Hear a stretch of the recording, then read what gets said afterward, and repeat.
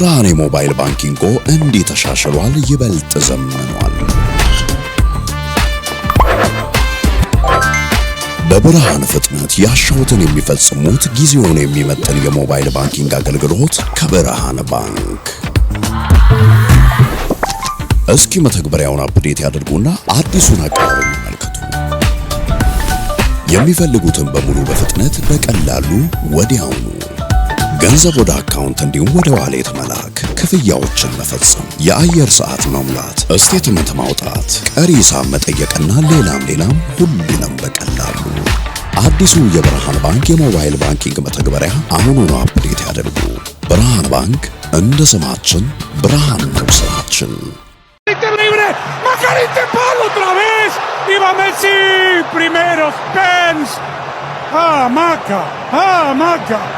Messi engancha y va, tiró con la derecha.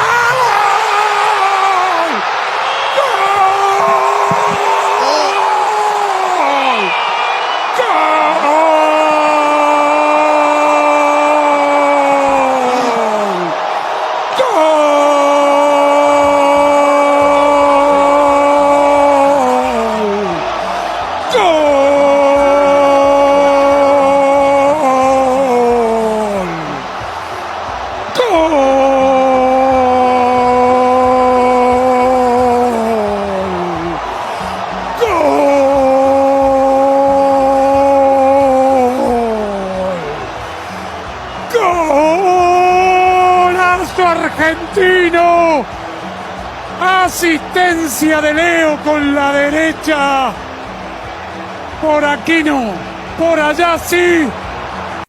ተመልሰናል አድማጮቻችን። አራዳ ኤፍኤም 95.1 ላይ ትገኛላችሁ። ፉትቦል ካፌ ነው ፕሮግራሙ። የእንግሊዝና የአርጀንቲናን ጨዋታ እንመልከት። 2-1 አሸንፋለች አርጀንቲና። በመጨረሻዎቹ ደቂቃዎች ላይ በዚህ ዓለም ዋንጫ በርካታ ግቦችን ከሚያስቆጥሩ ብሔራዊ ቡድኖች መካከል አንዷ ናት።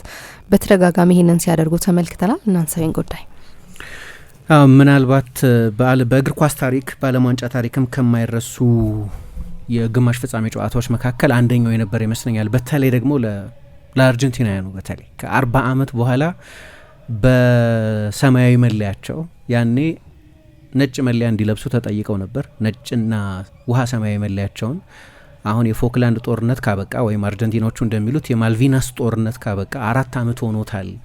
ስለዚህ ለሀዘናችሁ ጥቁር ቁምጣ ልበሱ፣ ለተስፋና ለሰላም ለእርቅ ሲባል ግን ነጩንና አዘውትራችሁ የምትለብሱት ነጩንና ውሃ ሰማያዊ ሸንተረር መለያው ልበሱ አሏቸውና አርጀንቲናዎቹ ግን ያንን ማድረግ አልፈለጉም።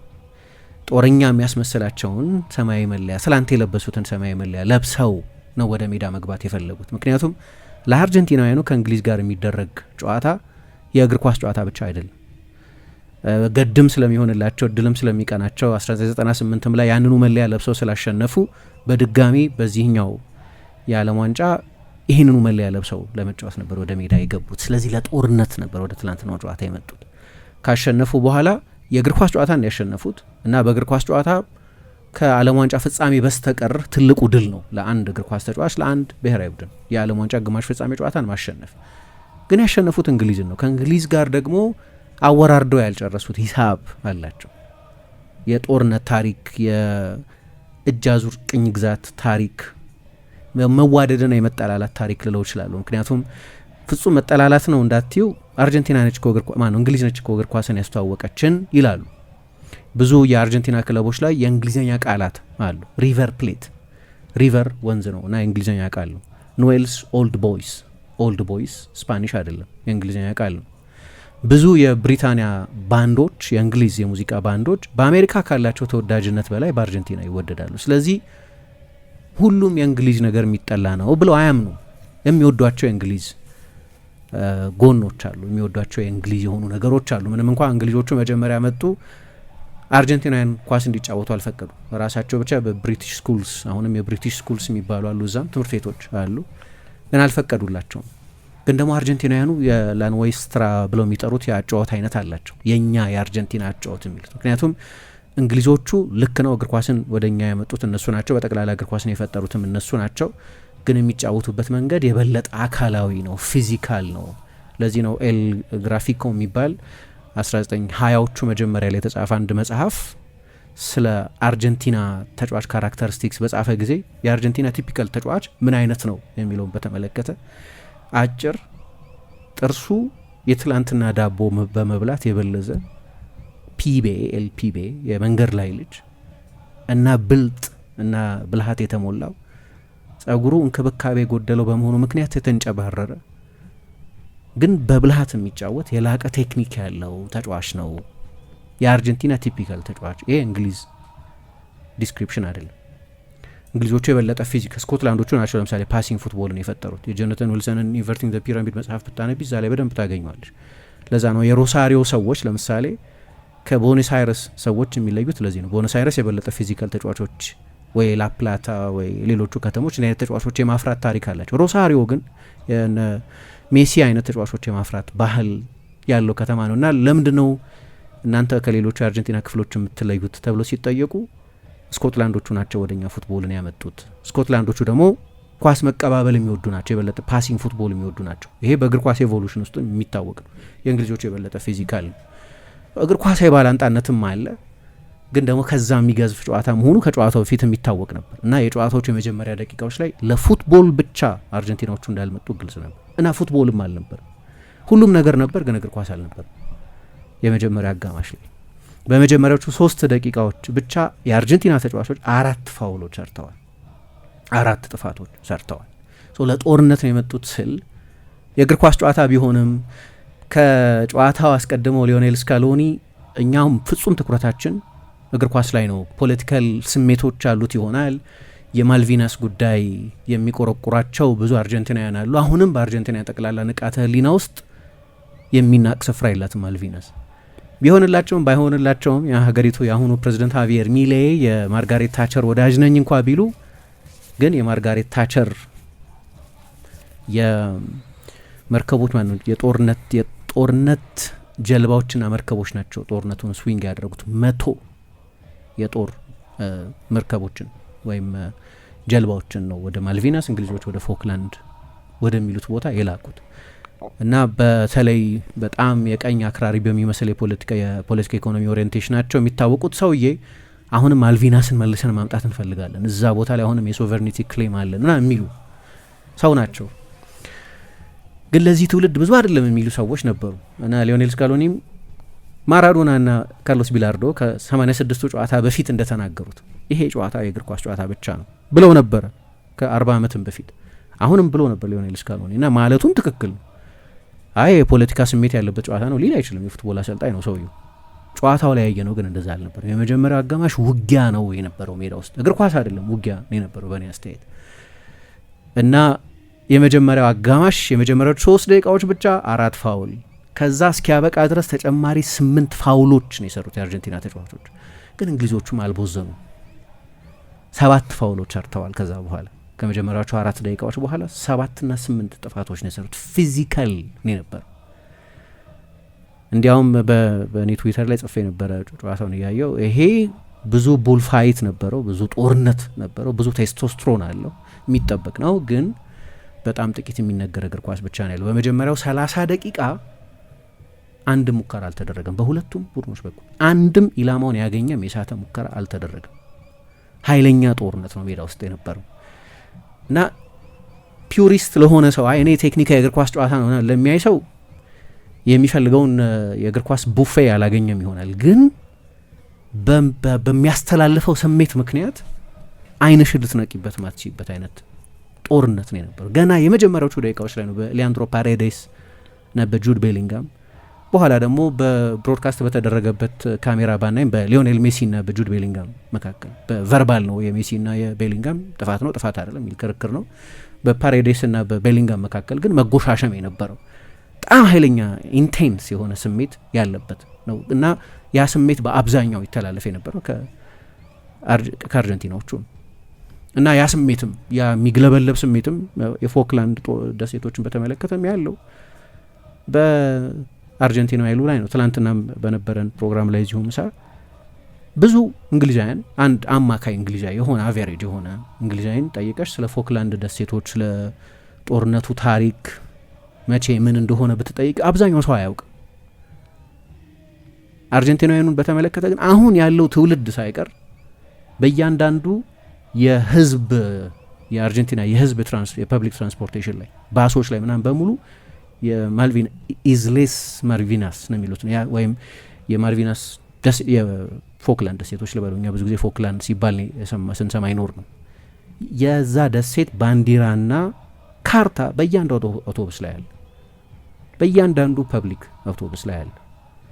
ስለዛ ማያውቅ አርጀንቲና የለም። አሁን ያሉትን ቫለንቲን ባርኮ ሳይቀር የማይሰለፈው የቡድን ወጣቱ ተጫዋች ወይ ኒኮ ፓዝ እነሱ ሳይቀሩ በሚገባ ነው የሚያውቁት ምን እንደሆነ ምን እንደተፈጠረ።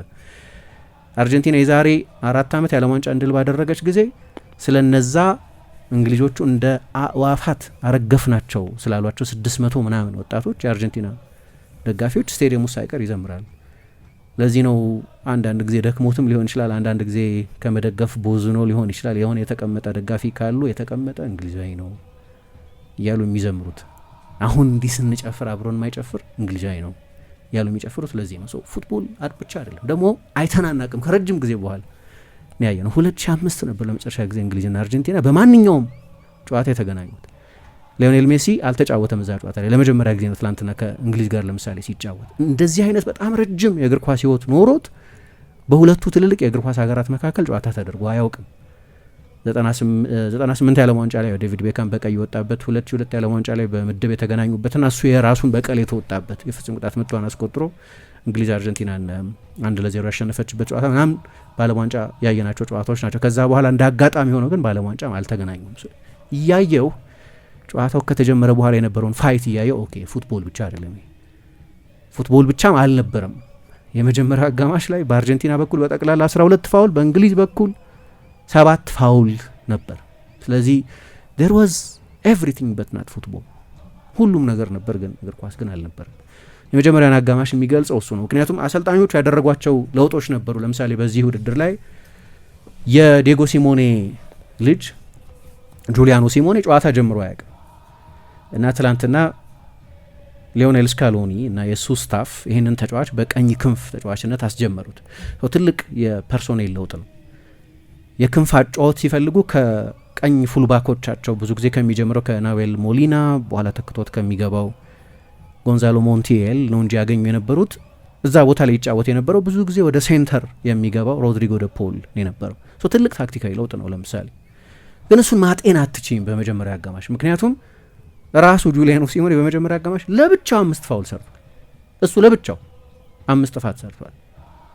ጥፋቶቹን በተናጠል ስታያቸው በጣም ትልልቅ ጥፋቶች አይደሉም፣ ግን ሪትም እንዳይኖር ሞኖ ሪትሚክ የሆነ ጨዋታ እንድናይ ምንም የሚቀያየር ሪትም እንዳይኖረው አድርጎታል። ለዛ ነው ፉትቦል ያልነበረው፣ ለዛ ነው ማጥቃት ያልነበረው። በሁለቱም ቡድኖች በኩል የነበሩት አደገኛ ማጥቃት ተጫዋቾች ኢሬሌቫንት ነበሩ በዛ ጨዋታ ውስጥ ማለት ነው።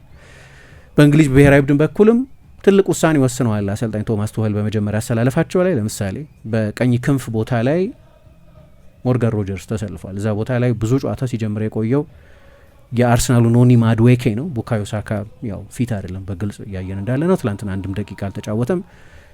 ለእኔ እግር ኳሳዊ ወንጀል ነው የሳካ ለመጫወት ሳይሆን ሳካ ይሁን ሌላ ተጫዋች ለውጦቻቸው አንዳንድ ጋዜጠኞች እንዲያውም የሚያስባርር ነው ቱኸልን ይሄ የትላንትናው የጨዋታዎቹ ውሳኔዎቻቸው። እንግሊዝ የተሸነፈችባቸው ሌሎች ምክንያቶች አሉ፣ ግን ከእንግሊዝ አይን ነገሩን ካየሽ ዋናው ምክንያት ቶማስ ቱኸል ናቸው።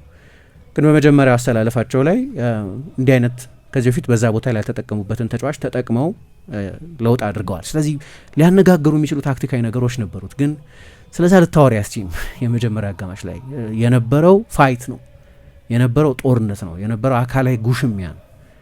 ያ ደግሞ ምንም ጥያቄ የለውም በሁለቱ ሀገራት መካከል ካለ የድሮ ታሪክ የሚነሳ ነው።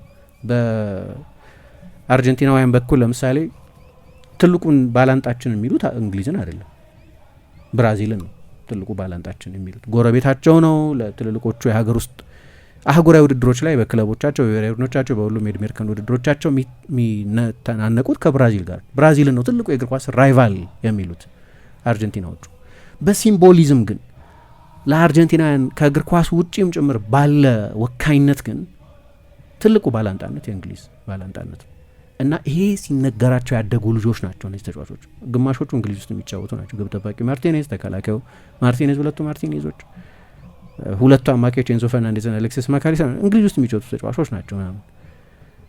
ነገር ግን ያ በሁለቱ ሀገራት መካከል ስላለው ሁኔታ ሲሰሙ ያደጉ በመሆናቸው ምክንያት ጨዋታውን ስታይ ፉትቦል ነው ብቻ ብለሽ ልትረጃት፣ በተለይ የሁለቱን ሀገራት ባክ ስቶሪ በደንብ የምታወቂ ሲሆን ዝም ብሎ ፉትቦል እንዳልሆነ ማራዶና በአርጀንቲና ህሊና ውስጥ ተተክሎ የቀረበት አንደኛው ምክንያት ማሪዮ ኬምፔስ ያለ ዋንጫ አሸንፏል 98 ላይ ከነ ኦሲያርዲለስ ጋር ከነ ሌሎች ከነ ሉኬ ጋር ከሌሎች ተጫዋቾች ጋር አሸንፏል።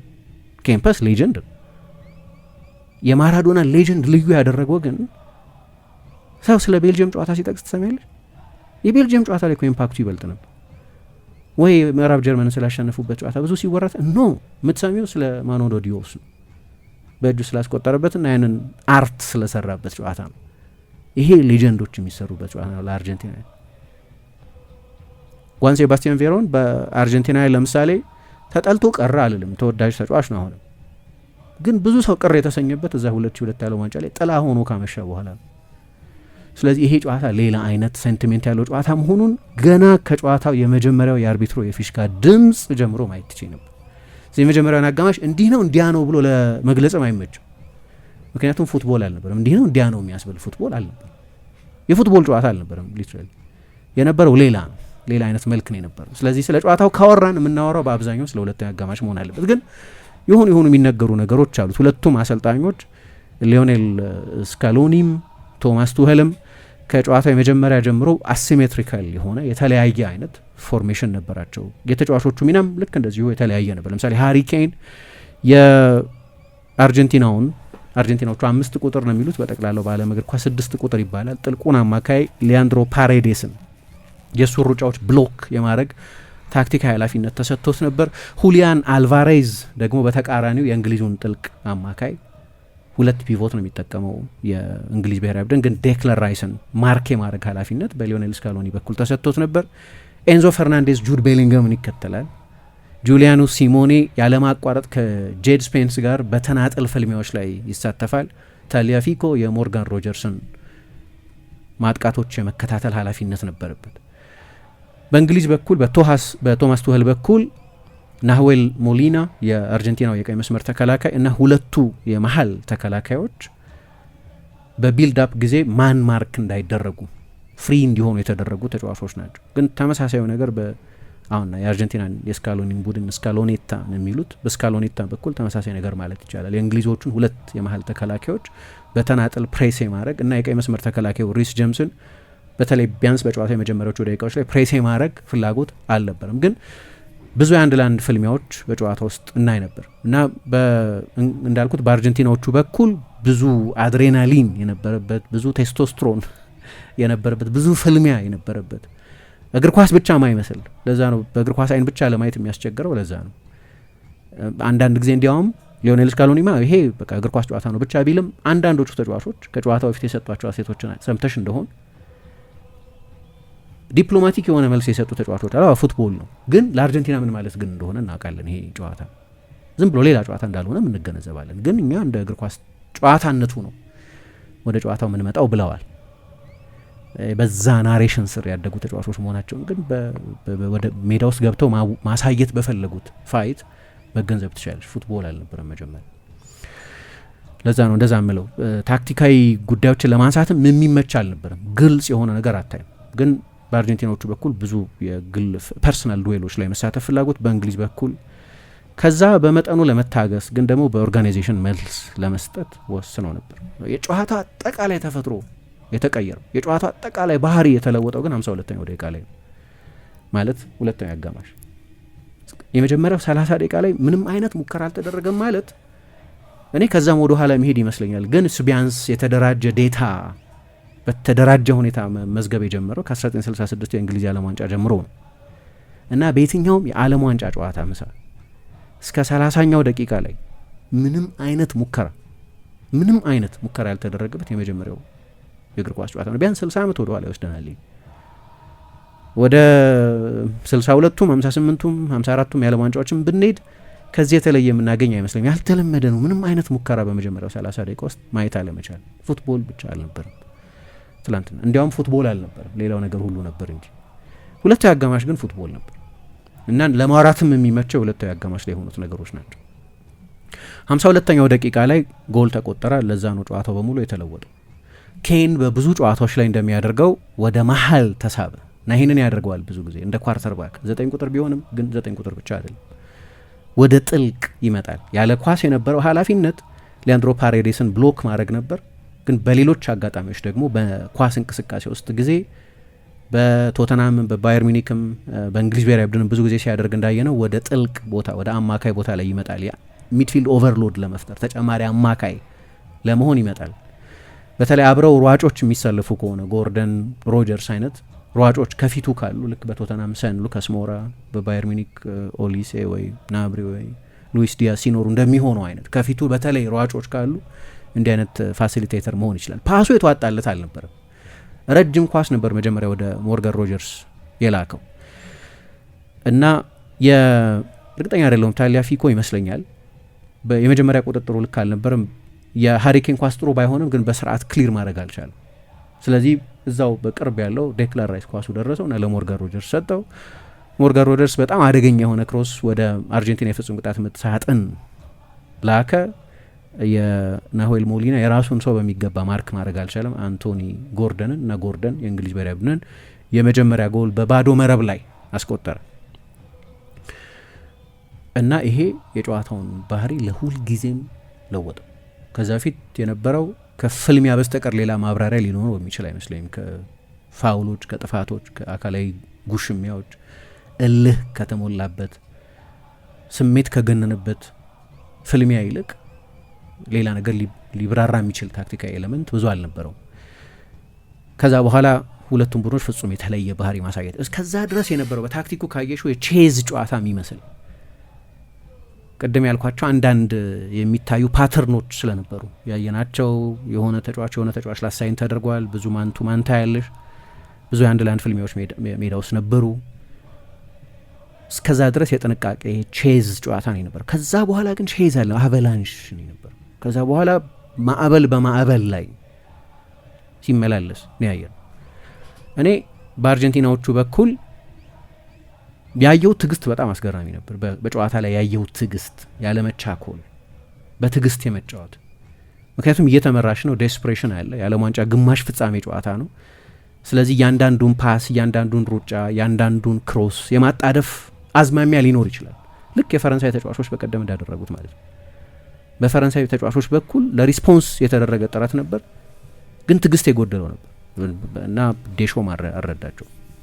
ዴሾም ያደረጋቸው ለውጦች በጣም ፕሪዲክተብል የአንድ ለአንድ ለውጦች ናቸው። እዚህኛው ውድድር ሊዮኔል ስካሎኒ በሁለት አጥቂ ሲጫወት ለመጀመሪያ ጊዜ አይደለም። ፉልባክን በክንፍ ተጫዋች ሲቀይር ለመጀመሪያ ጊዜ አይደለም። የክንፍ ተጫዋችን ጁሊያኖ ሲሞኔን የበለጠ የሚድፊልድ ባህሪ ባለው ሮድሪጎ ደ ፖል ሲቀር በጣም ብዙ አይነት ለውጦች አድርጓል። የቶማስ ቱሄል ለውጦች አነጋጋሪ የመሆናቸውን ያህል በዛው መጠን እያንዳንዱ የነካው ነገር ወደ ወርቅነት ተቀይሮለታል ሊዮኔል ስካሎኒ እና ለመጀመሪያ ጊዜ አይደለም። ስንት ጊዜ ነው የአርጀንቲናን ከምባክ እዚህ ውድድር ላይ ያየ ነው። ከ70ኛው ደቂቃ በኋላ ብቻ 12 ጎል አስቆጥረዋል በዚህ ውድድር ላይ። ከ70ኛው ደቂቃ በኋላ አንዳንድ ጊዜ ወደ ተጨማሪ ሰዓት የገቡባቸው ጊዜያትም ነበሩ፣ ግን ከ70ኛው ደቂቃ በኋላ ብቻ 12 ጎል አስቆጥረዋል እና ብዙዎቹ ለውጦች ደግሞ ትላንትና ላውታሮ ማርቲኔዝ እንዳደረገው በጨዋታው ላይ የሮድሪጎ ደ ፖል ኢንፍሉዌንስ ከፍተኛ ነበር። የኒኮላስ ጎንዛሌስ ተጽዕኖ በጣም ከፍተኛ ነበር። ናዌል ሞንቲኤል ሳይቀር ትልልቅ ሞመንቶች ውስጥ ተሳትፏል። የቱሄል የተሳሳቱ ለውጦችን ያህል ኔጌቲቭ የሆኑ ለውጦችን ያህል የሊዮኔል ስካሎኒም ለውጦች ሰርተዋል። ምክንያቱም የእንግሊዝ ብሔራዊ ቡድን ጎል ካስቆጠረ በኋላ አንድ የሚገርም ኦፕታ ፊድ ያደረገውን ስታቲስቲክስ እያየው ነበር። ምሳ የእንግሊዝ ብሔራዊ ቡድን በአንቶኒ ጎርደን አማካኝነት ጎል ካስቆጠረ በኋላ የአርጀንቲና ሁለተኛ ጎል እስኪቆጠር ድረስ የነበራቸው ፖሴሽን 12% ፖሴሽን 12% ፖሴሽን ብቻ ነው የነበረው እና የምናወራው ስለ 10 ደቂቃ ምናምን አይደለም። 52ኛው ደቂቃ ላይ ነው ጎል የተቆጠረው። 91ኛው ደቂቃ ላይ ነው ላውታሮ ማርቲኔዝ የማሸነፊያውን ጎል ያስቆጠረው። ማለት ግማሽ ጨዋታ ማለት የግማሽ ጨዋታ የእንግሊዝ ብሔራዊ ቡድን ፖሴሽን 12% ነው የነበረው እና ለመስማት ጭው የሚል ነው። ይሄ የሚገርም አይነት ሪትሪት ማድረግ ነው። ይተች ነበር ጋሬት ሳውዝጌት በመሪነት ላይ ይተኛል፣ ሂ ስሊፕስ ኦን ሊድስ ይባል ነበር። ይሄ ሌላ አይነት ሌቭል ነው። ሌላ አይነት ጨዋታውን ፍጹም መጫወት ማቆም። ኢንቮለንተሪ ነው አላውቅም። ተጫዋቾቹ ያንን አንድ ጎል ፕሮቴክት ለማድረግ እንዴ 82ኛው ደቂቃ ላይ አይደለም ጎሉን ያገቡት፣ 52ኛው ደቂቃ ላይ ነው። ገና አንድ ሙሉ ሀፍ አለው እኮ ጨዋታው፣ ሙሉ ሀፍ አለው ጨዋታው፣ ግማሽ አለው ጨዋታው እና ለመገንዘብ በጣም ያስቸግረኛል። ምክንያቱም እሺ ተጫዋቾቹ አንዳንድ ጊዜ አሰልጣኞች በቀደም አንድ በጣም ለየት ያለ ነገር አይተን ነበር። ሊዮኔል ስካሎኒ ከሊያንድሮ ፓሬዴስ ጋር ሲከራከር የሚያሳይ እና የሚያስረዳው አሰልጣኙ አይደለም ተጫዋቹ እና ሲያስረዳው በቁጣ ነው የሚያስረዳው። ስታዩ ለየት ያለ ፉቴጅ ነው። ብዙ ጊዜ አናይም እንደዚህ አይነት አሰልጣኝ ነው አለቃ አዛዥ፣ ተጫዋች አይመልስም ግብአት አይሰጥም ማለት ባይሆንም ግን ኮማንድ ቼኑ ግልጽ ነው። ከአሰልጣኝ ወደ ተጫዋች ይተላለፍ፣ የመጨረሻው አዛዥ እሱ ነው፣ ፋይናል ወርድ ያለው አሰልጣኙ ነው። እንደዛ አልነበረም ግን በቀደም አይደለም እያለ እየጎተተ ምናምን ያስረዳዋል። ከዛ ስካሎኒን ከዚህ ጨዋታ ፊት ጠየቁት።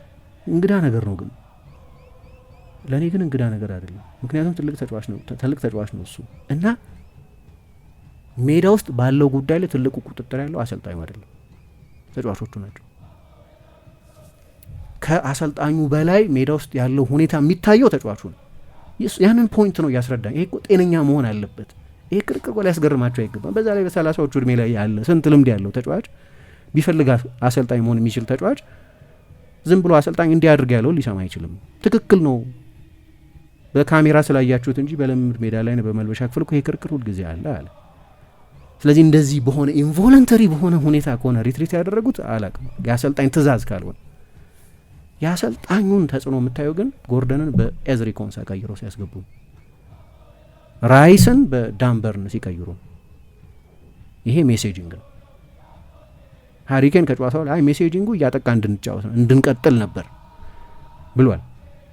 ሜሴጂንጉ እሱ ነበር። ምክንያቱም ጎል ካስቆጠረ በኋላ ከወተር ብሬክ ነበራቸው። የሁለቱ አጋማሽ ጨዋታ ከተደረገ ከ22 ደቂቃ በኋላ ደግሞ የውሃ ረፍት የሚባለው ነገር ነበር። ከውሃ ረፍትም በኋላ ነው እነዛ ኔጌቲቭ ለውጦች ሲደረጉ የቆዩት። በቃል ምንም ብትይ በአክሽን የምታደርጊው ነገር ግን ኦፌንሲቭ የማጥቃት ተጫዋች በተለይ በጣም አስፈላጊ ነው። ሁለቱ የአርጀንቲና የመሀል ተከላካዮች ቢጫ ካርድ ተመልክተዋል። ቀይ ካርድ ለማየት ሩቅ ያልሆኑ ሁለቱ የመሀል ተከላካዮች ናቸው። ሊሳንድሮ ማርቲኔዝም ኩቲ ሮሜሮ ብዙ ጊዜም በእግር ኳስ በክለብ እግር ኳስ ሲቀጡ ቀይ ካርድ ሲያዩ ነው የምናውቃቸው። አግሬሽን ያላቸው ተጫዋቾች ናቸው። የበለጠ ጥያቄ መጠየቅ ትችላለች። አሰልጣኙ ሊዮኔል ስካሎኒ ወደ ጨዋታው ለመመለስ የበለጠ የመከላከል ዝንባሌ ያላቸውን ተጫዋቾች እያስወጣ የበለጠ የማጥቃት ባህር ያላቸውን ተጫዋቾች እያስገባ ነው። በሁለት ዘጠኞች እየተጫወተ ነው። ለዊድዝ ብሎ የበለጠ አታኪንግ የሆነውን ተጫዋች ኒኮ ጎንዛሌዝን አስገብቷል። የበለጠ የማጥቃት ለውጥ የበለጠ የማጥቃት የመስመር ተከላካይ የሆነውን ሞንቴልን አስገብቷል። ስለዚህ ስፔሶች አሉ ማለት ነው። በራሽፎርድ ይሁን በሳካ ይሁን በማንም ራሱ ጎርደንን በማቆየት ልታጠቂያቸው የምትችላቸው ብዙ ኦፕን ስፔስስ አሉ ማለት ነው። አሰልጣኙ ነው የሚያውቁት ይህን ለምን እንዳደረጉ። ግን የሊዮኔል ስካሎኒ ለውጦችና የፈጠሩትን ተጽዕኖ ግን አሳንሶ ማየት ግን ተገቢ አይደለም። ምክንያቱም ጨዋታውን ቀይረውታል። ኒኮ ጎንዛሌዝ የሜሲ ብዙ ክሮሶች ነበሩ ትላንትና። ብዙዎቹን ክሮሶች አንደኛውን በጣም በሚያስደንቅ ሁኔታ ግብ ጠባቂው ጆርዳን ፒክፎርድ አድኖበታል። አንደኛውን ሪቨርስ ለማድረግ የሞከረውን የሜሲ ሌላ ክሮስ ሌላ አርጀንቲና ተጫዋች አላገኘውም፣ ግን አደገኛ መሆን ጀምሮ ነበር። የግራ ክንፉ ለመጀመሪያ ጊዜ ዊድዝ የሚሰጥ ተጫዋች አስገብቷል። ኤንዞ ፈርናንዴዝ ኦርኬስትሬተር ነበር ወይ የበለጠ አድቫንስድ የሆነው ተጫዋች ነበር ከአማካዮቹ መካከል ከአሌክሲስ መካሊስተር ጋር። ያው የፓሬዴስ መሰለፍ የሚያስፈልገው ሁለቱን ተጫዋቾች የበለጠ ከሜሲና ከሌሎቹ ተጫዋቾች ጋር ተጨማሪ የማጥቃት ሴንትራል አማራጮች እንዲሆኑ ለማድረግ ነው። ፓሬዴስ ከወጣ በኋላ ግን ዲክቴት ማድረግ ይጀምራል። ወደ ጥልቅ ቦታ መመለሱ አይቀርም። ስለዚህ የእሱ ሚና ተቀይሯል። አሁን ተቀይሮ የገቡ ተጫዋቾች ብቻ ሳይሆኑ ሜዳ ውስጥ ያሉትን ተጫዋቾች ሚናም ሪኢንተርፕሬት አድርጎታል። ኤንዞን ወደ ኋላ መልሶታል ለምሳሌ። ከዛ ሜሲ ደግሞ ለመጀመሪያ ጊዜ አይደለም በዚህ ውድድር ላይ እንዳየ ነው፣ እሱም በመጠኑ የቦታ ሺፍት አድርጓል። ብዙ ጊዜ ቀኝ ላይ ማየት ጀምር። አርጀንቲና ትላንትና 19 ክሮስ ስታደርግ 17ቱ ከቀኝ በኩል የተደረጉት። አብዛኞቹን ክሮሶች ያደረጋቸው የማሸነፊያውን ጎል ጨምሮ ሜሲ ነው። ከየቱ ጋር ከቀኝ ክንፍ ቦታ ላይ ባለፈው ግብጽ ጨዋታ ላይ ሳነሳው ነበር ይሄን ነገር ከስንት ዓመት በኋላ እንደሆነ አላውቅም። ምክንያቱም ሜሲን መጀመሪያ ስናየው ቢያንስ ራያ ካርድ እሱን በባርሴሎናና ቡድን ማሰለፍ ሲጀምር በቀኝ ክንፍ ተጫዋችነት ነበር። አሁን ሜሲ 39 ዓመቱ ነው፣ ያኔ በ17 ዓመቱ ነው። ከ22 ዓመት ምናምን ምክንያቱም ጓርዲዮላ መጣ 2009 ላይ ፌክ ናይን አደረገው። ብዙ ጊዜ ከቀኝ የመነሳት ቴንደንሲ ቢኖረውም የቀኝ የክንፍ ተጫዋች ሆኖ ግን አይተነው አናውቅም። እና አሁን ባለው ፍጥነትም የቀኝ ክንፍ ተጫዋች መሆን የሚያስችል የባላጋራ ቡድንን ተጫዋች ኤሊሚኔት ለማድረግ የሚያስችል ፍጥነቱን ያጣ መስሎን ነበር። ግን ቢፈልግ ምርጡ የዓለም የቀኝ ክንፍ ተጫዋች መሆን ይችላል።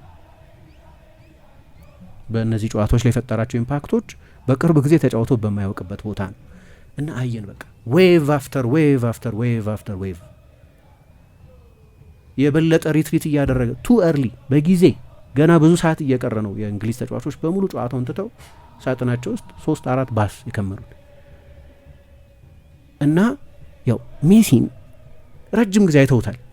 ለማንም ሰው እንግዳ ሊሆን አይችልም። አሁን ሜሲ ማወቅሽ እንድታቆሚው አያደርግም፣ አናሊሲስ እንድታቆሚው ላያደርግ ይችል ይሆናል። ግን ራሱን በዛ ልክ ፋሲሊቴት አድርጎ አጋልጦ መስጠት ግን ሌላ ጉዳይ ነው። ሪትሪት እና የአርጀንቲና ተጫዋቾች ደግሞ አሌክሲስ ማካሊስተር ይሁን ሜሲ ይሁን ኤንዞ ፈርናንዴዝ ይሁን ሁሊያን አልቫሬዝ ይሁን በቀደም በጣም የሚያስደንቅ ጎል ስዊዘርላንድ ላይ ያስቆጥሯል። ከሳጥን ውጭ ጎል ማስቆጠር የሚችሉ በርካታ ተጫዋቾች አሉት። አዲስ ነገር አይደለም። ሪትሪት ባደረግሽ ቁጥር አንደኛው የነሱ ሶሉሽን ከርቀት መምታት 5 ጎል አስቆጥሯል በዚህ ውድድር ላይ ከፍጹም ቅጣት ምት ሳጥን ውጭ ሜሲ 2 ኤንዞ ሁሊያን እንደ አይነት ተጫዋቾች ጎሎች አስቆጥሯል። ከሳጥን ውጭ መምታት ይችላሉ። ስለዚህ አንቺ ሳጥን ስለ ካምፕ ስላደረግሽ ብቻ ሁሉንም ነገር በተዋጣለት ሁኔታ መከላከል ትችላለሽ ማለት አይደለም። ግን ከሁሉ በላይ ደግሞ የአርጀንቲና ቴክኒካል ተጫዋቾች ጥራት በጣም ከፍተኛ ነው። ኤንዞ ሲሞክር አይተነዋል ከርቀት። አሌክሲስ ማካሊስተር ክሮሶች እያደረጉ ስለነበር 2 በጭንቅላት የሞከራቸው ሙከራዎች ነበሩ። እንግዲህ ኤዝሪ ኮንሳ ለቁመት ነው የገባው፣ ዳምበርን በተለይ ለቁመት ነው የገባው። የአርጀንቲናን ክሮሶች በተሻለ መላቅ ለመከላከል ነው የገባው።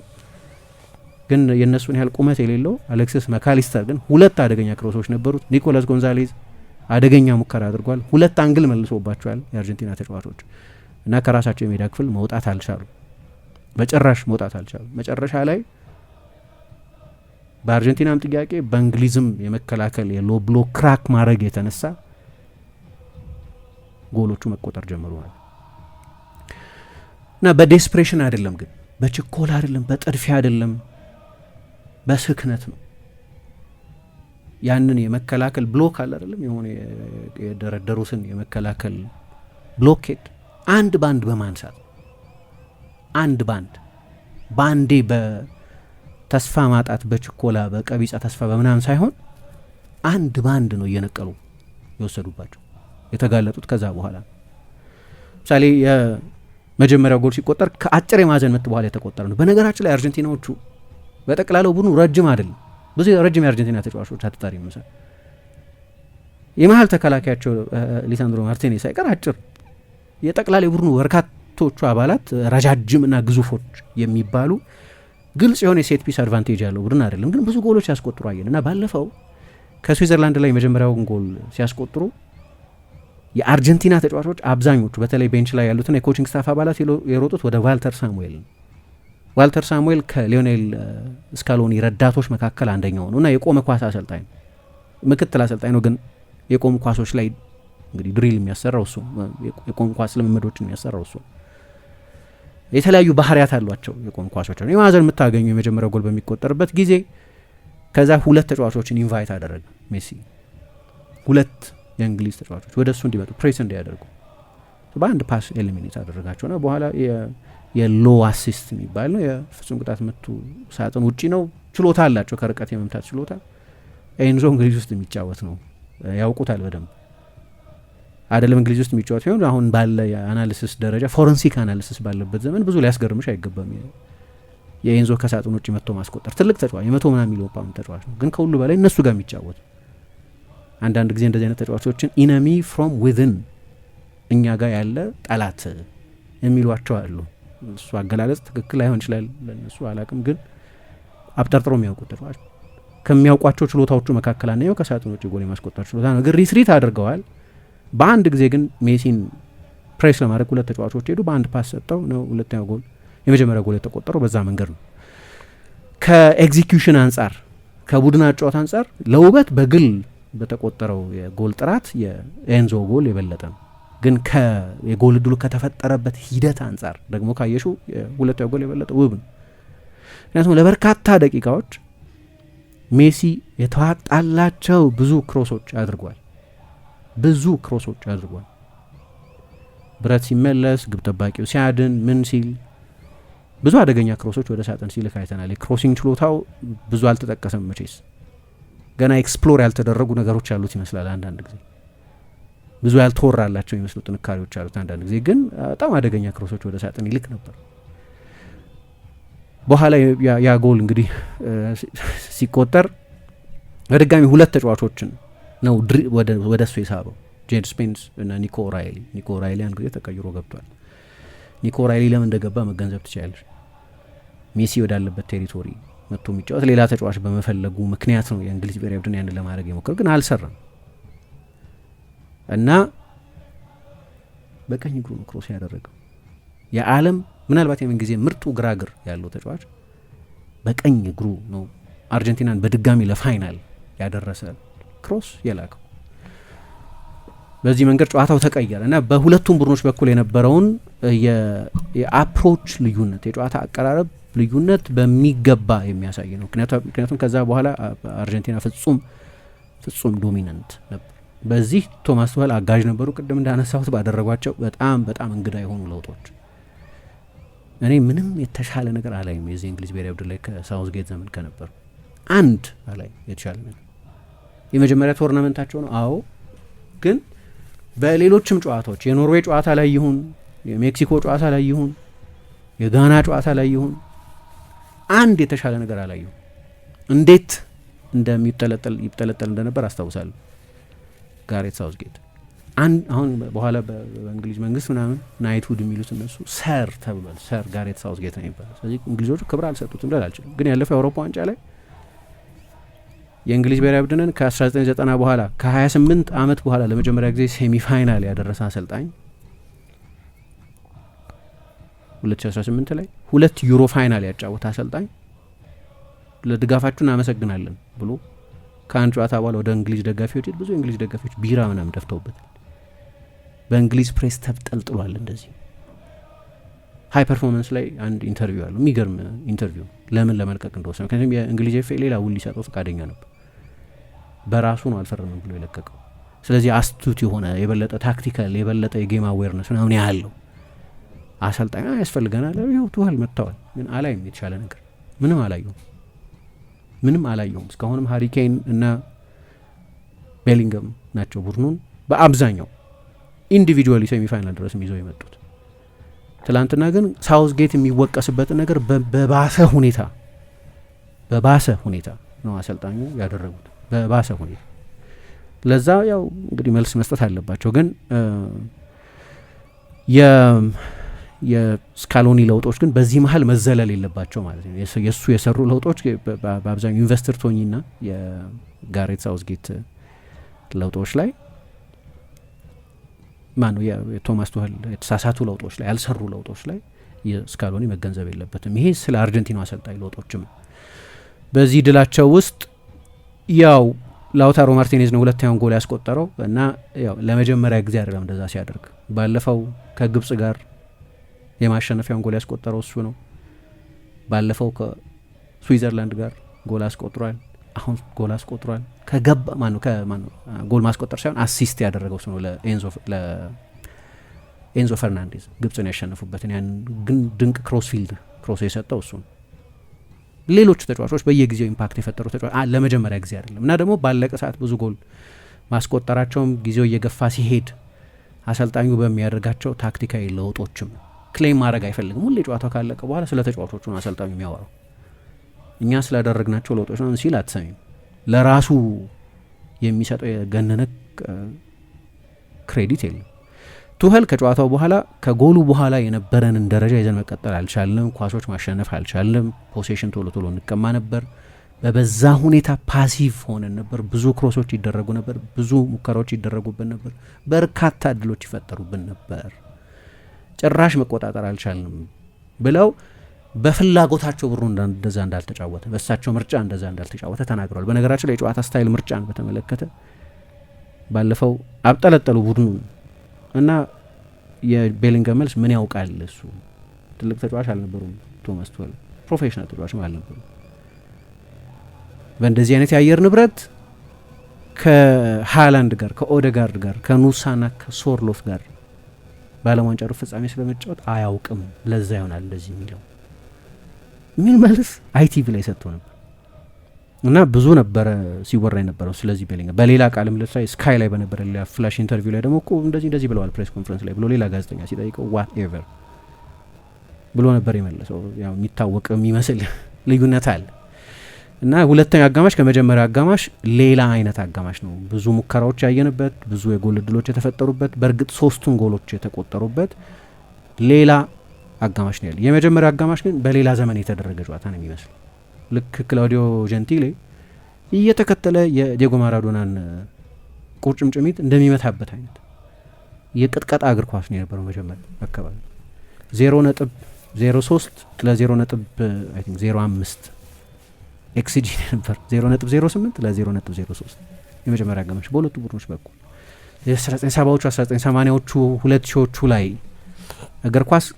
እግር ኳስን ከመጫወት ይልቅ የምትፋለሚው በነበረበት ዘመን የነበረው አይነት እግር ኳስ ነው። ሁለተኛው አጋማሽ ላይ ግን አርጀንቲና ፍጹም ዶሚኔት ያደረገበት ፍጹማዊ ብልጫ የነበረው 10-2 ሙከራ የነበረው በሁለተኛው አጋማሽ የሙከራው መጠን በአንድ የሚገርም ቁጥር ነገር በሁለተኛው አጋማሽ በጠቅላላው ጎርደን ጎል ሲያስቆጥር ኳስ የነካበትን ጨምሮ ማለት ነው 3 ጊዜ ነው የእንግሊዝ ብሔራዊ ቡድን በአርጀንቲና ብሔራዊ ቡድን የፍጹም ቅጣት ምት ሳጥን ውስጥ ኳስ የነካው። አርጀንቲናዎቹ 25 ጊዜ ነው የነኩት። 25 ጊዜ ነው የነኩት። የእንግሊዝ ብሔራዊ ቡድን 95 ፓስ ነው ያደረገው በሁለተኛው አጋማሽ በጠቅላላው 95። የአርጀንቲና ብሔራዊ ቡድን 314 ፓስ ነው ያደረገው። ለዛ ነው ዌቭ አፍተር ዌቭ የሚባል በርካታ ሙከራዎች አድርጓል። እንዲያውም ተሳስቻለሁ ሙከራዎች 13 ለ4 ነው የነበሩ እና ስለዚህ ከእንግሊዝ አንጻር ነገሩ ማየት በጣም ተገቢ ነው። ግን የመጀመሪያ አጋማሽን የሚቃረን ሁለተኛ አጋማሽ ነው ያየ ነው። እስከዛኛው የእንግሊዝ ብሔራዊ ቡድን ማነው የአርጀንቲና ብሔራዊ ቡድን ጥሩ መጫወት ሲጀምር የሜሲን ኢምፓክት ከፍተኛ ኢምፓክት ነበረው። እንደዚህ የሚገመት ነው እንደዚህ አይነት ተጽዕኖ እንደሚኖረው ምንም ጥያቄ የለውም። ግን ሌሎች ረዳቶችም አሁን መምጣት ጀምረዋል። መጀመሪያ አካባቢ የነበረው አሁንም ስታቲስቲካሊ ካየሹ ሎፕሳይድድ የሆነ ፍጹም ጤነኛ ያልሆነ የሜሲ ዲፔንደንሲ አለ። የቀረ የመሰለ የሜሲ ጥገኝነት አለ። በጎል እድል ፈጠራ ይሁን አንድ ፕሮግራም ሁሉ ሰርተናል። እንግዳ የሆነ ቁጥር ነው የምታየው የአርጀንቲና ብሔራዊ ቡድን የማጥቃት ቁጥሮችን በተመለከተ የዋን ማን ባንድ የሚመስል ግን ባለፉት ጥቂት የጥሎ ማለፍ ጨዋታዎች ላይ ግን በቆመ ኳስ ይሁን ልክ ባለፈው የግል ደግሞ ጥረቶች የበለጠ የምታይባቸው ጎሎች አሉ አይደለም። 5 ጎል ከፍጹም ቅጣት ምት ሳጥን ውጪ አስቆጠሩ። ሁለቱን ሜሲ ነው፣ ግን ሌሎች 3 ተጫዋቾች አሉ ደግሞ ማለት ነው ከሳጥን ውጪ ጎል ያስቆጠሩ። የሁሊያን ጎል ባለፈው ሁሊያን አልቫሬዝ ያስቆጠረው ድንቅ ጎል የግል ጥረት ነው። ኤንዞ ያስቆጠረው ጎል የበለጠ የግል ጥረት የሚያይልበት ነው። የራሱን የሹቲንግ ስኪል ያየንበት ነው። ስለዚህ ሌሎቹ ተጫዋቾች ልክ ባለፈው የዓለም ዋንጫ ላይ በአንዳንድ ጨዋታዎች እንዳደረጉት ማለት ነው ከአርጀንቲና 15 ጎሎች 10 ላይ በቀጥታ ተሳትፏል። ተጽዕኖ በቁጥርም በአይንም የሚታይ ነው። ግን ሌሎች ኢምፖርታንት የሆነ ተጽዕኖ የነበራቸው ተጫዋቾች ነበሩ። ትላንት በድጋሚ ይህንን አይተናል። ከሌሎች ተጫዋቾችም ትልልቅ እገዛዎች አግኝቷል እና ስለዚህ ለእኔ የሁለቱ አጋማሾች ተቃርኖ በጣም ሰፊ ነው። ግን የኮቺንጉ ጉዳይ በጣም ይመስለኛል፣ ምክንያቱም በጣም አስፈላጊ ይመስለኛል። ምክንያቱም የአርጀንቲና ብሔራዊ ቡድን አሁን 13 ተከታታይ ጨዋታዎች ላይ 2 ጎሎች አስቆጥሯል ቢያንስ። ወደ ትላንትናው ጨዋታ ሲመጡ በ12 ተከታታይ ጨዋታዎች ላይ በእያንዳንዱ ጨዋታ ቢያንስ 2 ጎል አስቆጥሯል ማለት ነው አይደል? ኢምፓክቱ ይታወቃል። ጎል ማስቆጠር የሚችል ቡድን እንደሆነ ይታወቃል። እና ሜሲ ያለው ቡድን ነው። በማንኛውም ጊዜ ከሳጥን ውጭ የራሱ መጥቶም በቅጣት ምትም በክሮስም በድሪብልም በምንም ያንን ማድረግ ይችላል። በነገራችን ላይ በ39 ዓመቱ በአንድ የዓለም ዋንጫ 9 ድሪብል አይደለም ያደረገው ትላንት 9 የተሳኩ ድሪብሎች ነው ያደረገው። የተሳኩ አልፏል በ9 አጋጣሚዎች የባላጋራ ቡድንን ተጫዋች ማለት ነው። እና እንዳለ የእግር ኳስን ህግጋት የቀየረ የሚመስል ነው። በ39 ዓመት አንድ ስም ስጭኝ እንደዛ የሚያደርግ አሁን ካሉ ተጫዋቾች በታሪክ አንድ ስም ስጭኝ፣ አንድ ስም ዩኒክ ነው። ግን ይህንን ደግሞ ከእኔ ከአንቺ ከማንም ተመልካች በላይ ደግሞ ትወል ያውቁታል። ስራቸውም አናላይዝ የሚያደርጉት እሳቸው ናቸው። ስለ እሳቸው ማንሳት የሚያስፈልገው ለዚህ ነው። ሳከብል ኦፌንስ ነው ማለት የጀመሩት ስለዚህ ነው። አሁን በዛ ልክ እንዴት ነው በዛ ጊዜ በዛ ጠዋት ኳሱን ፍጹም ትተሽ ሬትሪት የምታደርግ ገና በ52ኛው ደቂቃ ላይ እንዳልኩት እግር ኳስ ኦቪየስ አይደለም፣ ሁሉንም ነገር አሰልጣኝ ይቆጣጠራል ማለት አይደለም። ግን ሁለት እድሎች ነበሩ፣ ሁለት ዋና እድሎች ነበራቸው። አንደኛው የመጀመሪያው የሁለቱ አጋማሽ የውሃ እረፍት ነገሮች ለማስተካከል እድል ይሰጥሻል አይደለም። ጨዋታው እየተደረገ ነው፣ ምን ላርግ ነው ምናምን ማለት አይችልም አሰልጣኙ። 3 ደቂቃ አለው ቢያንስ። ያ 3 ደቂቃ ዝም ብሎ ነው የውሃ እረፍት የሚባለው፣ የማስታወቂያ እረፍት ነው። ግን አሰልጣኞች ደግሞ ታክቲካዊ እረፍት ማለት ጀምረዋል። ብዙ ጨዋታዎች ከዛ እረፍት በኋላ ሲቀየሩ እናያለን። እና እኛ ራሱ ስንት ጊዜ አንስተናል፣ ከዛ በኋላ እንደዚህ ሆነ የጨዋታ እንላለን። ምክንያቱም እንደዛ ስለሆነ መክፈል ስለሚቻል ብዙ ጊዜ ፈርስት ሀፉን ያ ቡድን የተቆጣጠረው ሰከንድ ሀፉን ያ ቡድን የተቆጣጠረው ምናምን የሚል ግልጽ የሚለይ አንድ አጋማሾችን የሚለይ የረፍት ጊዜ ነበር። አሁን እሱ አናሊሲስ ቀርቶ የመጀመሪያ አጋማሽ ከውሃ ረፍት በፊት ያለው እንደዚህ ሆነ፣ ከውሃ ረፍት በኋላ እያልን አሁን እግር ኳስ የ4 ኳርተሮ ጨዋታ ወደ መሆን ተቀይሯል። አሰልጣኙ እድል ነበራቸው፣ አዝማሚያው እየታየ ስለነበር ቡድናቸው ጎል ካስቆጠረ በኋላ ከ20 ደቂቃ በኋላ ነው ያ የውሃ ረፍት የመጣው። አዝማሚያው ይታይ ነበር። ቱ ኤርሊ እንደ ፐብ ቡድን ምንም ተስፋ እንደሌለው ቡድን በቃ እቺን ይዤ እወጣለሁ ብሎ ምንም አይነት የማጥቃት ኦልተርኔቲቭ የሌለው ቡድን ነው። ከዛ በኋላ ባሰ እንጂ አልተስተካከለም። ከዛ የረፍት በኋላ ከዛ ሜሴጂንጉ እንግዲህ ሃሪኬን የሚለው አይ ያጠቃን እንቀጥል ምናምን የሚል ነው። 12% ከ55ኛው ደቂቃ እስከ 92ኛው እስከ ላውታሮ ማርቲኔዝ ድረስ ፖሴሽን አርጀንቲና 88%፣ እንግሊዝ 12%። ይሄ ማወቅ የምንፈልገውን በሙሉ ይነግራል። ከዛ 72ኛው ደቂቃ ላይ ምን ያደረጉ ኤዝሪ ኮንሳ ሴንተር ሀፍ የመሀል ተከላካይ ገባና ጎርደን ወጣ። ጎርደንን ማስወጣት አንድ ሎጂክ ሊሆን ይችላል፣ አንድ የሆነ ሀሳብ አላቸው። ምክንያቱም ያለ ሀሳብ የሚደረግ ነገር የለም፣ የሆነ ስሌት አለው ከጀርባው። ግን እዚህ ስሌት ውስጥ ማድነስም አለ። ገና 20 ደቂቃ ይቀረዋል ጨዋታውን። በቃ መልእክትን የምታስተላልፍ አይ አሁን እኔ ሳጥኔን ነው የምከላከለው የሚል መልእክት ማስተላለፍ ነው። ምክንያቱም ያው ምን ማለት ነው እንዴ እሺ 90 ደቂቃው ተጨማሪ 7-8 ደቂቃ ተጨማሪ ይኖረዋል ምናምን ብለን ስቲል 30 ደቂቃ ነበረው ማለት አይደል ጨዋታው። ግን አርጀንቲና እንደምንም አንድ ጎል ማስቆጠር ላይ ያቅተው ይችላል እንደው ስሌት ሽምሱ ከሆነ። ከዛ በኋላ ሌላ 30 ደቂቃ አለ ማለት እኮ ነው። ፖቴንሻሊ 30 ወይ 1 ሰዓት አለው ጨዋታው ማለት ነው። ስሌቱ እንደዛ ሙሉ መሆን አለበት። እንደዛ መሆን ትቀባያለሽ። 10 ደቂቃ 12 ደቂቃ ሲቀረው ጎሉ ተቆጥሮ ቢሆን ኖሮ ኦኬ ገነዘባለሁ ለምን ያንን አደረጉ በሚለውን። አሁን ያለው አንደኛው ስሌት የሚመስለው ለምሳሌ ከለውጦቻቸው በኋላ ቤሊንጋም የበለጠ ወደ ግራ ያደላ ተጫዋች ሆነ። የግራ ክንፍ ተጫዋች አይደለም፣ ወደ ግራ ያደላ ተጫዋች ሆነ። ሞርጋን ሮጀርስ ቀኝ ላይ ነበር የሚመስለው ሀሳቡ። አይ በረጃጅም ኳስ እንወጣለን፣ ረጃጅም ናቸው። ቤሊንጋም ከአርጀንቲና አጭር ፉልባክ ጎንዛሎ ሞንቲኤል የነበረው ያን ጊዜ የአየር ላይ ኳሶችን ብዙ ጊዜ ያሸንፋል፣ አውት ቦል ይሆናሉ ይመስላል ሀሳቡ። ሮጀርስም በጣም የሚያጠቃውታል ያፊኮ ባለበት ቦታ ነው የሚጫወተው። ስለዚህ ፒክፎርድ ፒክ ማድረግ ላይ ጥሩ ነው፣ ረጃጅም ኳሶችን የራሱን ተጫዋቾች ማግኘት ላይ ጥሩ ነው። ስለዚህ እንደዛ እናደርጋለን። በእነሱ ጊዜ እንወስዳለን ወይ ለማጥቃት ተጨማሪ አውትሌት እናገኛለን የሚል ይመስላል። በአጭር ቅብብል የመጫወት ምንም ኢንትረስት አልነበር። የአርጀንቲናን ፕሬሲንግ የሚጫወትበት እድል አልነበራቸውም። ግን በምርጫቸው ነው አሰልጣኙ ያንን ያደረጉት። እና እንግሊዝ ደግሞ እንዲህ አይነት ባህል አላት። እንደ ደንበኛ በፊት እንደሚታጩት እኔ ያው የዓለም ዋንጫ ላይ 2018 ከብራዚል ጋር ሲጫወቱ በሩብ ፍጻሜ ነበር ተሸንፈው የወጡት። ማይክል ኦዌን በጊዜ ጎል አስቆጠረን 1-0 መምራት ጀመሩ። ስቬን ዮራን ኤሪክሰን ነበሩ አሰልጣኝ የነበሩት እና ትላንት እንደ ትላንቱ የከፋ አይደለም፣ ግን ሪትሪት አደረጉ።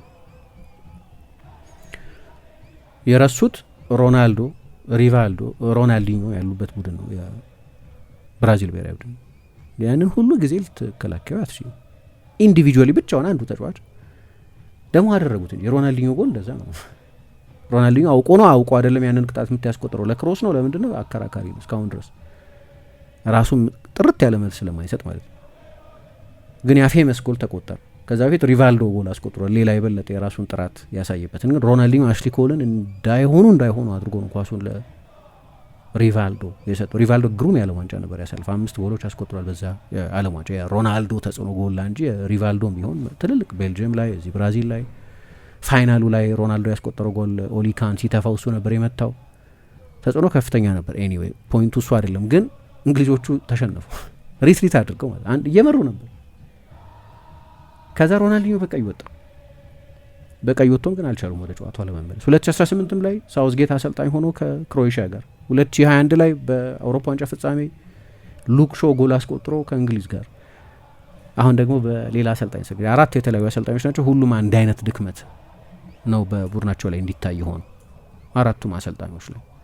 በተለይ ደግሞ ቱኸል የመጡት ለዚህ ስለሆነ በጨዋታ ግንዛቤያቸው ላይ በታክቲካዊ እውቀታቸው በተለይ በጥሎ ማለፍ ውድድር ከፔዤ ጋር ቻምፒየንስ ሊግ ፍጻሜ የተጫወቱ ናቸው። ፔዤ ለመጀመሪያ ጊዜ ቻምፒየንስ ሊግ ፋይናል የተጫወተው በእሳቸው ዘመን ስለሆነ በሚቀጥለው ዓመት ከቼልሲ ጋር አሸንፏል። ሁለቱም የኖካውት ውድድሮች ናቸው እና በእንደዚህ አይነት የስሞል ማርጅን ጨዋታዎች ላይ ያላቸው እውቀት ከፍተኛ ነው በሚል ነው እንግዲህ ኃላፊነት የተረከቡት። ብዙ ጥያቄ የሚያስነሳል በእንግሊዝ ብሔራዊ ቡድን በኩል እና እንዲሆኑ አልቋል ምሳ ጨዋታው ለእንግሊዝ እንግዲህ ያ ህልም የዓለም ዋንጫን የማሸነፍ ህልም 64 ዓመት ይሆናል ማለት ነው። 60 ዓመት ሆኖታል። 1966 ነበር ያሸነፉት። አሁን 2026 ላይ ነው ያለነው። 60 ዓመት ሆኖታል። እስከ 2030 ድረስ መጠበቅ ሌላ ሙከራ እንደገና ያስፈልጋቸዋል ማለት ነው። አይ ቲንክ ዩሮን አሸንፈው አያውቁም ማለት እንግሊዞች አሁን ዩሮንም አሸንፈው አያውቁም። ስለዚህ 2028 ላይ ሌላ እድል አላቸው። ግን ትላንትና ግን ሱዊሳይድ አለው። መረዳት በጣም ይቸግረኛል የአሰልጣኙን ውሳኔዎች። ተጫዋቾቹ ለድሉ ብለው ከአሰልጣኙ ቁጥጥር ውጭ በሆነ ሁኔታ ያደረጉት እንኳ ቢባል ለውጦቻቸውን በተመለከተ ግን የዳንበርንን ቅያሬ በተመለከተ የኮንሳን ቅያሬ በተመለከተ የኒኮ ራይሊን ቅያሬ በተመለከተ ሙሉውን ኃላፊነት የሚወስዱት አሰልጣኙ ናቸው። ምክንያቱም አርጀንቲና ኤክስፕሎይት ሊደረግ የሚችል ቡድን ነበር ትላንት።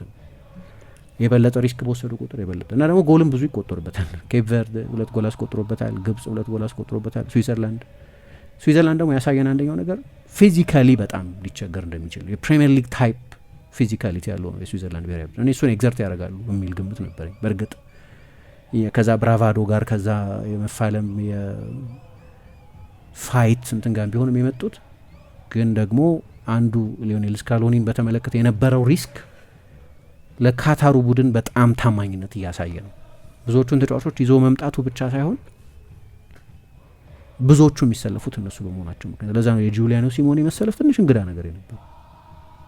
መጫ አልጀምሮ አያውቅም በዚህ ውድድር ላይ። ስለዚህ ትልቅ ሰርፕራይዝ የነበረው ለዚህ ብዙ ጊዜ አያደርገውም ያንን ማለት ቲያጎ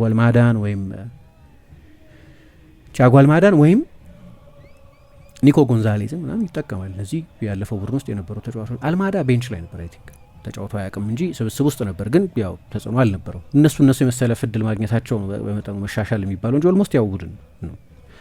ግን ደግሞ በዚህኛው የዓለም ዋንጫ በእድሜ በጣም የገፋ ስብስብ ሆኖ ነው የመጣው። ግን በሁለቱ በኩል ለውጦቻቸውን ስታይ የሮድሪጎ ደ ፖል መግባት ደግሞ ሜሲን የበለጠ ወደ ቀኝ እንዲወጣ አደረገው። ምክንያቱም ሮድሪጎ የቀኝ ክንፍ ቦታ ላይ ይጫወታል እንጂ የቀኝ ክንፍ ተጫዋች አይደለም። ሲጫወትም ማለት ነው እዛ ቦታ ወደ መሀል የሚሳብ ተጫዋች ነው። ስለዚህ ቀኙን ይከፍተዋል እና ሜሲ የበለጠ አክቲቭ ሆነ እዛ ቦታ ላይ። ስለዚህ የእሱ መግባትም የሜሲን ቦታ ወስኖታል። እንደገና የበለጠ ወደ ቀኝ አድልቶ እንዲጫወት አድርጎታል። የሌላ ካርድ ጥርጣሬ የነበረበት ሊሳንድሮ ማርቲኔዝን አስወጥተው ኒኮላስ ኦታሜንዲን አስገብቷል። ሞንቴልም፣ ጎንዛሌዝም፣ ላውታሮም እያንዳንዱ ተጫዋች ተጽዕኖ ፈጥሯል። ስለዚህ ስለ ቱኸል ማውራታችንን ያህል ስለ ስካሎኒ ለውጦችም ማውራት አለብን። ከግብጽ፣ ከስዊዘርላንድ፣ ከእንግሊዝ ጋር በሶስቱም ጨዋታዎች ሊሳንድሮ ማርቲኔዝ ጎል አስቆጥሯል ወይስ አሲስት አድርጓል። ስለዚህ በሁሉም ጨዋታዎች ላይ ተጽዕኖ ነበረው። ይሄ ደግሞ እንትን አይደለም፣ ይሄ አጋጣሚ ያለመሆኑን የሚያሳይ ነው።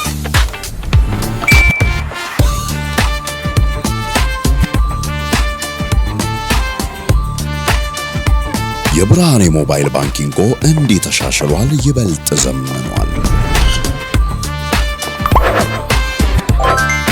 በብርሃን ፍጥነት ያሻውትን የሚፈጽሙት ጊዜውን የሚመጥን የሞባይል ባንኪንግ አገልግሎት ከብርሃን ባንክ። እስኪ መተግበሪያውን አፕዴት ያድርጉና አዲሱን አቀራረብ ይመልከቱ። የሚፈልጉትን በሙሉ በፍጥነት በቀላሉ ወዲያውኑ ገንዘብ ወደ አካውንት እንዲሁም ወደ ዋሌት መላክ፣ ክፍያዎችን መፈጸም፣ የአየር ሰዓት መሙላት፣ ስቴትመንት ማውጣት፣ ቀሪ ሂሳብ መጠየቅና ሌላም ሁሉንም በቀላሉ። አዲሱ የብርሃን ባንክ የሞባይል ባንኪንግ መተግበሪያ አሁኑኑ አፕዴት ያድርጉ። ብርሃን ባንክ እንደ ስማችን ብርሃን ነው ስማችን።